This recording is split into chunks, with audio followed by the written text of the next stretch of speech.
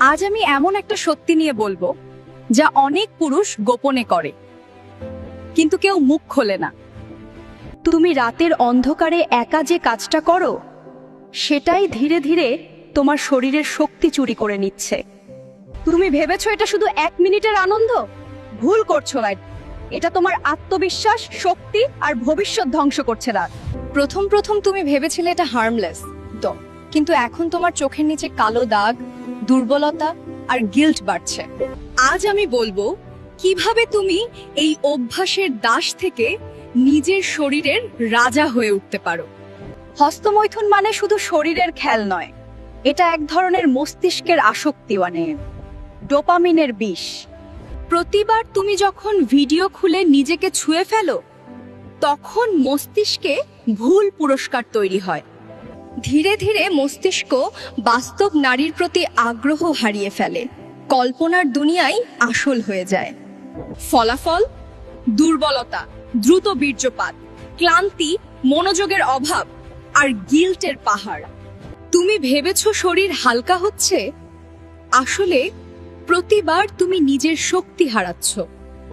শরীরের বীর্য মানে শুধু তরল নয় কাণ্ড, এতে আছে জীবন শক্তি, মস্তিষ্কের পুষ্টি আর আত্মবিশ্বাস। যখনই এটা অপচয় করছো, তুমি নিজের জীবন শক্তি নষ্ট করছো। ব্যাপার সেটাই হস্তমৈথুনের প্রকৃত ক্ষতি। যখন তুমি একদিনও নিয়ন্ত্রণ রাখতে পারো না, তখন বুঝবে তুমি আসক্ত হয়েছ। যখন তুমি মন খারাপ হলে, স্ট্রেসে বা একাকিত্বে এটা করো, এটা মানসিক নির্ভরতা। তুমি যদি নিজেকে প্রতিশ্রুতি দিয়ে ভাঙো, বুঝবে এটা এখন তোমার মস্তিষ্ককে নিয়ন্ত্রণ করছে। প্রতিদিনের প্রয়োজনের চেয়ে এখন এটা তোমার এসকেপিজম পয়েন্ট, বাস্তব থেকে পালানোর রাস্তা।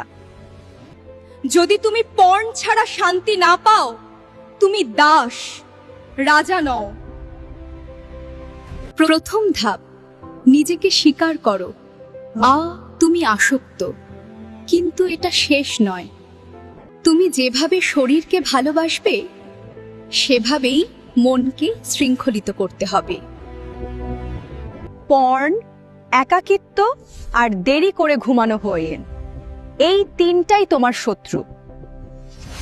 তুমি যদি 21 দিন ধরে নিয়ন্ত্রণ রাখতে পারো, মস্তিষ্ক নতুন নিউরন তৈরি করে।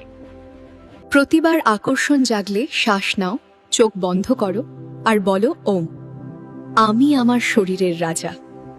তুমি যত বেশি শক্তি ধরে রাখবে, তত বেশি আত্মবিশ্বাস, কণ্ঠস্বর ও এনার্জি বাড়বে। তোমার চোখে নতুন উজ্জ্বলতা আসবে, কারণ বীর্য ধারণ মানে হলো ফোকাস ধারণ। তুমি যখন নিয়ন্ত্রণ নেবে, তখন তুমি শুধুই পুরুষ নও, তুমি এক যোদ্ধা। সফল মানুষরা জানে শক্তি নষ্ট না করে সেটাকে কাজে লাগাতে হয়। নিজেকে এমন পরিবেশে রাখো যেখানে প্রলোভন কম, লক্ষ্য বড়। তোমার ফোনে সব প্রলোভন মুছে দাও টেলেন। এটা যুদ্ধ, আর তুমি সৈনিক। মন খারাপ হলে শরীর না, কলম ধরো, কিছু লেখো, প্রার্থনা করো। তোমার শরীরকে পুরস্কার দাও। হাবডেন ভালো ভালো খাবার, ঠান্ডা গোসল, মেডিটেশন। তুমি পড়াশোনা, ক্যারিয়ার বা ফিটনেসে যত মন দেবে, তত সহজে জিতবে। আজ থেকেই বলো আতলাই, আমি আমার শরীরের দাস নই, আমি আমার শক্তির রাজা।